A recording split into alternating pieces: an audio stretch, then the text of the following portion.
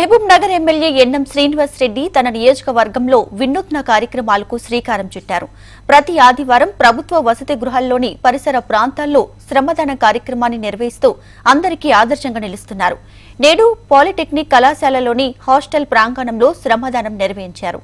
దాదాపు 49 ఎకరాల్లో విస్తరించి ఉన్న పాలిటెక్నిక్ ప్రాంగణంలోని 8 ఎకరాల్లో కూరగాయలు పండించేందుకు ప్రణాళికలు రూపొందిస్తున్నామని ఎమ్మెల్యే శ్రీనివాస్ రెడ్డి తెలిపారు. అలా పండించిన కూరగాయలతో వివిధ ప్రభుత్వ హాస్టళ్లకు సరఫరా చేసే ప్రణాళికలు చేస్తున్నామని, అంతేకాకుండా కార్పొరేషన్ గా మారబోతున్న మహబూబ్ నగర్ మున్సిపాలిటీలో ప్రత్యేక నిధులతో వివిధ అభివృద్ధి పనులు చేపడతామంటున్నారు ఎమ్మెల్యే ఎన్ఎం శ్రీనివాస్ రెడ్డితో మా ప్రతినిధి నరేంద్రచారి ఫేస్ టు ఫేస్.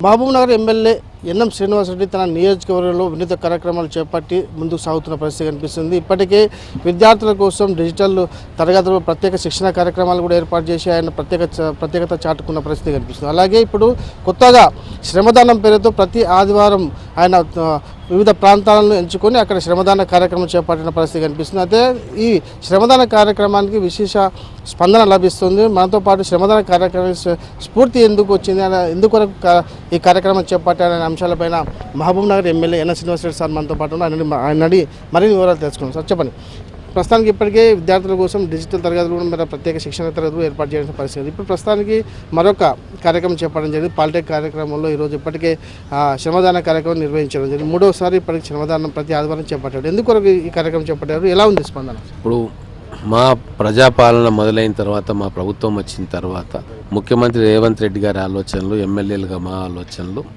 ఒకటే, విద్యను ఫస్ట్ ప్రియారిటీ తీసుకోవాలి, కళాశాలను అన్నింటినీ కూడా డెవలప్ చేసుకోవాలి, ఇన్స్టిట్యూషన్స్ని. తర్వాత ఇన్స్టిట్యూషన్స్ ప్రొటెక్ట్ చేసుకోవాలి, భవిష్యత్ తరాలకు ఏం విద్య అందించాలి అనే దాని మీద ప్రణాళికలు చేసి ప్రభుత్వానికి పంపించి మొదలు గత 10 ఏళ్లలో ఎవరు కూడా ఎమ్మెల్యేలు కానీ వచ్చి ఇన్స్టిట్యూషన్స్ చూసిన పాపాన పోలే. ఒకసారి వెళ్ళి చూస్తే కానీ మనకు అక్కడ ఉన్న సమస్యలు అర్థం కావు, విద్యార్థుల సమస్యలు అర్థం కావు, గర్ల్స్ హాస్టల్స్ ఉన్నాయి, వాటి సమస్యలు అర్థం కావు. అందుకే మేము శ్రమదానం పేరు మీద ఒకటి కార్యక్రమాన్ని చేపట్టినాము. దాంట్లో ప్రధానంగా 2 లక్ష్యాలు మేము నిర్ధారించుకున్నాం. ఒకటి, కళాశాలలకు, ఇన్స్టిట్యూషన్స్కి ప్రత్యేకంగా పోయి చూస్తే అక్కడ ఉన్న సమస్యలు కావచ్చు, అక్కడ ఏమన్నా ఇబ్బందులు ఉన్నాయా, లేకుంటే వాళ్ళు చేసే మంచి పనులు, గొప్ప పనులు, తర్వాత భవిష్యత్తులో ప్రణాళికలు ఏం ఆలోచిస్తున్నారు అక్కడ లెక్చరర్స్ కానీ స్టూడెంట్స్ కానీ, మా వంతు కృషి ఏం చేయొచ్చు అనేది ఫస్ట్ హ్యాండ్ ఇన్ఫర్మేషన్ మనకు వస్తుంది. రెండవది, ఇప్పుడు మనకు ఈ ఇన్స్టిట్యూషన్స్కి ఉన్న స్కూల్స్ కానీ, కాలేజెస్ కానీ, పాలిటెక్నిక్ కాలేజ్ కానీ, ఇది మనందరి ఆస్తి, ఉమ్మడి ఆస్తి. ఇవి కబ్జాలకు గురవుతూ ఉన్నాయి. కాబట్టి ఒకసారి మనం విజిట్ చేసి ఆ మొత్తం ప్రాంతాన్ని అంతా ఎంఆర్ఓలతోటి, కమిషనర్లతోటి పోయి చూస్తే ఎంతవరకు కబ్జా ఉంది, ఎంత బాగుంది, దీన్ని ఎట్లా డెవలప్ చేయాలని ఆలోచన వస్తుంది. కాబట్టే మేము వెళ్తూ ఉన్నాము. ఎక్కడెక్కడైతే వాళ్ళకి ఇబ్బంది ఉందో, చెత్త పేరుకొని పోయిందో, జంగల్ పెరిగిపోయిందో, వాటన్నిటిని కొంతమేరకు క్లీన్ చేసి వాళ్ళు వాడుకునేటట్టుగా వాళ్ళకి ఇస్తూ ఉన్నాం. హాస్టల్స్కి పోయినప్పుడు చుట్టుముట్టు అన్ని చెట్లు పెరిగితే క్లీన్ చేస్తే వాళ్ళు అట్లా ఆటలు ఆడుకుంటారు పిల్లలు, లేదా అక్కడ కూర్చొని చదువుకుంటారు. ఇక్కడ కూడా పాలిటెక్నిక్ కాలేజీలో 32 ఎకరాల భూమి ఉంది, నిరుపయోగంగా పడి ఉంది. కాబట్టి మన ఆలోచన ఏంటి అంటే మొత్తం ఒక 7-8 ఎకరాలు క్లియర్ చేసి ఆ హాస్టల్ పిల్లలకు అప్పచెప్తే వాళ్ళు అక్కడ పార్క్ చేసుకుంటారా, కూర్చుంటారా, చదువుకుంటారా, లేదా పాముల బెడద కూడా ఉంది చుట్టుముట్టు. సో అవి క్లియర్ చేస్తే వాళ్ళకి ఆ ఇబ్బందులు తొలుగుతాయి. అయితే ఇప్పుడే ఒక ఆలోచన వచ్చింది, ఖచ్చితంగా ఇప్పుడు 7-8 ఏకర్స్ క్లీన్ చేసి ఇవ్వమని మా కమిషనర్ గారిని, చైర్మన్ గారిని అడిగినాం.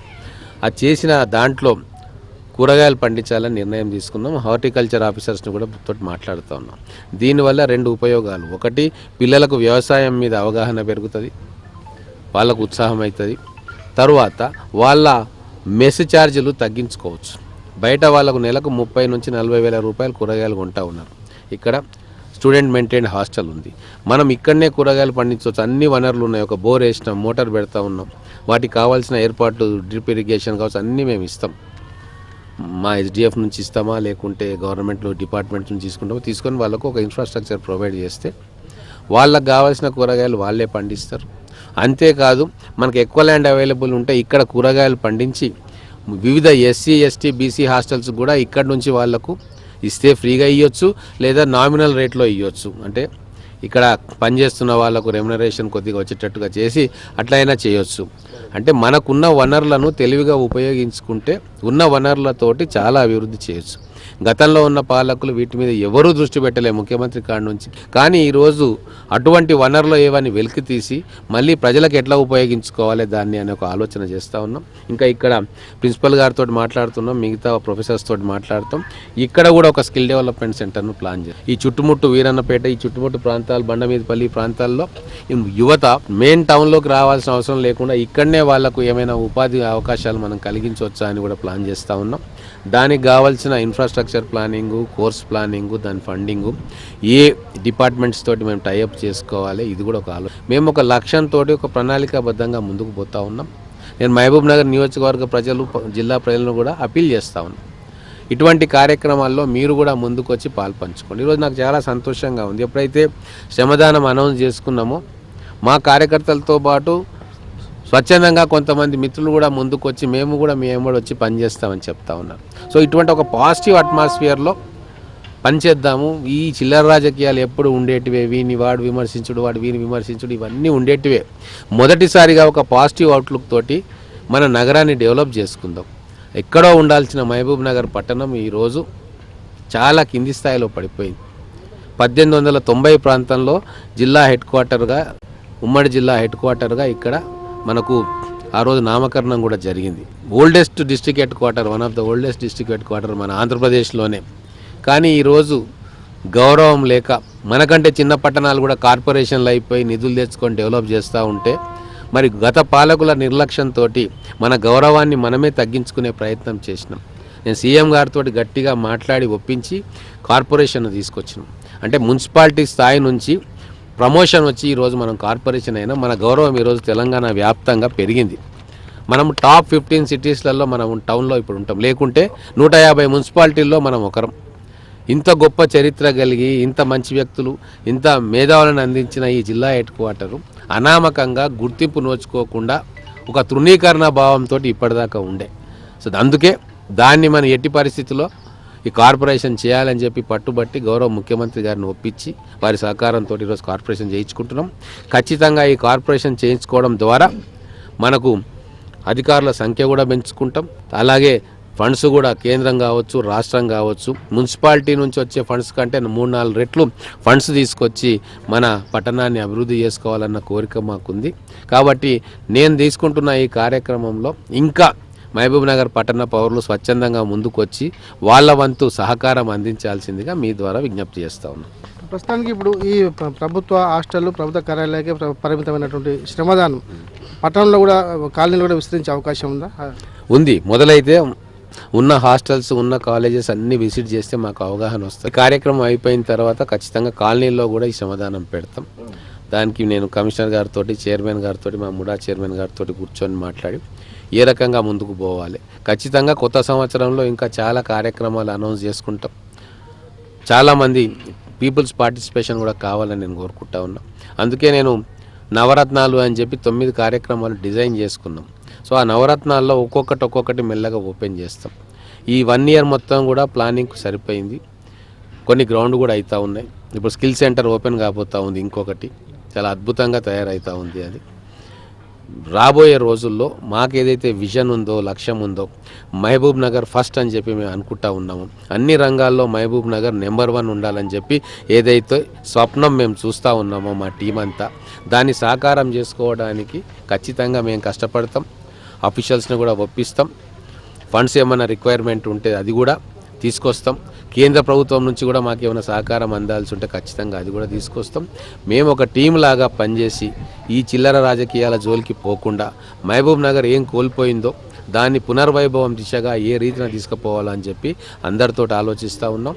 అందరి సూచనలు, సలహాలు కూడా తీసుకొని ఒక టీం వర్క్ తోటి మళ్ళీ మన మహబూబ్ నగర్ను అన్ని రంగాల్లో ముందుంచాలని మా యొక్క తాపత్రయం. మహబూబ్నగర్ మున్సిపాలిటీ కార్పొరేషన్ కాబోతున్న నేపథ్యంలో మీ ముందున ప్రణాళిక ఏమైనా సిద్ధం చేసుకున్నాం? అండర్ గ్రౌండ్ డ్రైనేజ్ కానీ ఇట్లాంటివి ఏమైనా చేసుకున్నాం?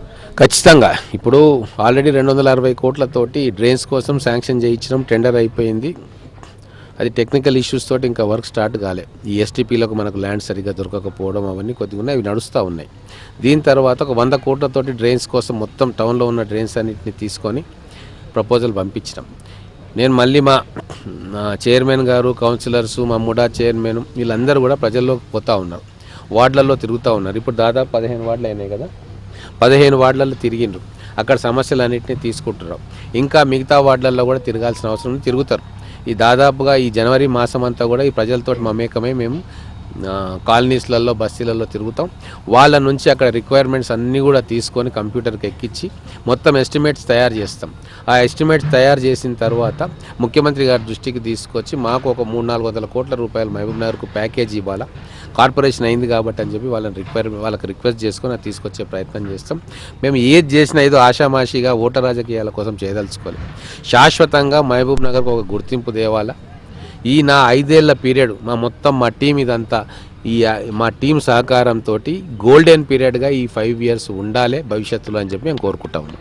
అయితే మనం చూస్తున్నాం మహబూబ్ నగర్ ఎమ్మెల్యే శ్రీనివాస్ చెప్తున్న మాటలు అయితే మొత్తానికి రాజకీయాలకు అతీతంగా మహబూబ్ నగర్ నియోజకవర్గాన్ని అభివృద్ధి చేయడమే ధ్యేయంగా తమ ముందుకు సాగుతామని చెప్తున్నారు. ఇప్పటికైతే మహబూబ్ నగర్ నియోజకవర్గం అలాగే మున్సిపాలిటీ కూడా కార్పొరేషన్ నేపథ్యంలో ప్రత్యేక నిధులు తీసుకొచ్చి మహబూబ్ నగర్ కార్పొరేషన్ కూడా అభివృద్ధి చేసేందుకు తాము నడుము బిగించామని చెప్తున్నారు. ఏదేమైనప్పటికీ 5 ఏళ్లలో తాము గతంలో చేయని అభివృద్ధి చేసి చూపిస్తామని చెప్పేసి మహబూబ్ నగర్ ఎమ్మెల్యే శ్రీనివాస్ రెడ్డి చెప్తున్న పరిస్థితి కనిపిస్తుంది. ఇది తాజా పరిస్థితి. Srinivas నందచారి, HM TV, Mahabub Nagar.